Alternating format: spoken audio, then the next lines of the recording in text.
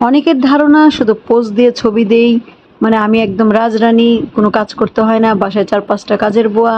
অনেকে আবার জিজ্ঞেসও করে, আপনি আবার নামাজও পড়েন? মানে আমি শুনে খুব অবাক হয়ে যাই যে আমি নামাজ পড়ি কিনা, বা আমি নামাজ পড়ি, বা আমি এত কাজ করি, এটা অনেকের কাছে অবিশ্বাস্য মনে হয়।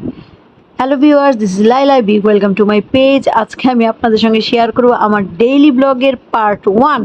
কারণ হচ্ছে আমরা একাধারে একটা মেয়ে অনেকগুলা, কি বলে এটাকে, অনেকগুলা রোল প্লে করি।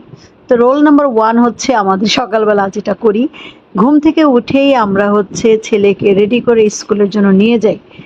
ওই সময় মোটামুটি একটা রেডি হতে হয়।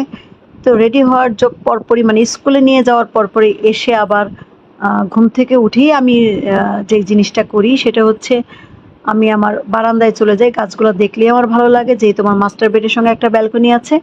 ওইখানে আমি ব্যালকনিতে আমার গাছগুলোকে হাই বলে এসে তারপরে হচ্ছে আমার 3টা রুমের 3টা বেড আমাকে প্রতিদিন এটা পরিষ্কার করতে হয়। আই থিঙ্ক এটা প্রত্যেকটা মেয়েই করে।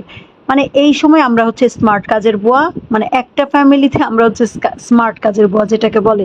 মানে আপনি যতই গুণী হন না কেন, শিক্ষিত হন না কেন, এডুকেটেড হন না কেন, আপনাকে এই রোলগুলো আপনাকে প্রতিদিন প্লে করতে হবে। প্রথমত হচ্ছে বাচ্চার জন্য একজন আদর্শ টিচার হতে হবে, বাচ্চার জন্য আদর্শ গার্ডিয়ান হতে হবে, বাচ্চার জন্য আদর্শ মা হতে হলে আপনাকে বাচ্চার টোটালি টেক কেয়ার করতে হবে। এইটা হচ্ছে আপনার লাইফের একদম এসেনশিয়াল একটা পার্ট, এটা আপনাকে করতেই হবে। কাজে কেউ ভাবার কোনো অবকাশ নেই, কেউ যেন এটা মনে না ভাবে যে আমরা যারা মেয়েরা আছি বাসায় তারা শুধুমাত্র হাউস ওয়াইফ। এই কথাটা শুনলেই আমার কেন যেন গা জ্বলে। আমরা আসলে হোম মেকার, একটা হোম আমরা মেক করি, আমরা নট হাউস ওয়াইফ।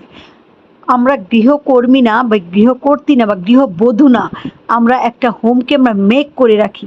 যারা মেয়েরা আমরা বাসায় আছি প্রত্যেকটা মেয়ে এই হোম মেকারের কাজটা করি।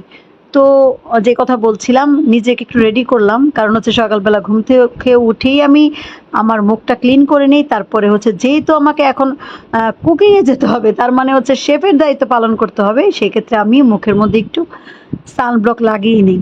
তারপরে এই দেখতে পাচ্ছেন, এরপরে আসছে হচ্ছে আমার ক্লিনিংয়ের পার্ট, মানে হচ্ছে ক্লিন করার পার্ট। রাতের কিছু প্লেট ছিল, রাত 12টা পর্যন্ত আমার বাসায় গেস্ট ছিল গতকাল রাতেও।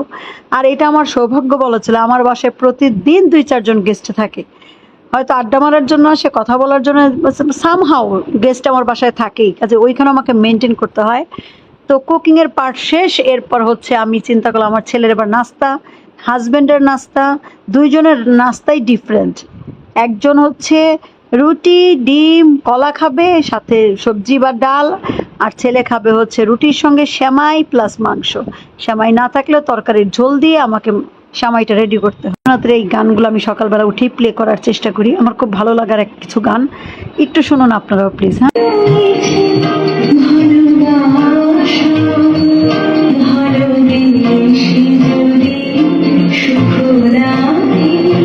কেমন লাগলো রবীন্দ্রনাথের গান?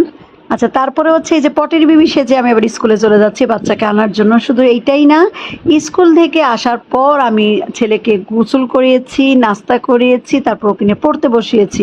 পড়তে বসানো মানে তো ওয়ান কাইন্ড অফ যুদ্ধ, যেহেতু আমার ছেলে দীর্ঘ 1 মাস স্কুলে যেতে পারেনি, সেটা আমার জন্যই। তো ওর উপর একটু প্রেশারই পড়ে গেছে। এই ছিল আমার মোটামুটি পার্ট 1-এর ডেইলি ব্লগ। এরপরে কালকে দেবো আমি পার্ট 2, মানে আমার রান্না থেকে শুরু করে রাত পর্যন্ত আমি কি কি করলাম। সেই পর্যন্ত ভালো থাকবেন। আমার ভিডিওতে সবাই একটা লাইক কমেন্টস করে আসবেন। ধন্যবাদ।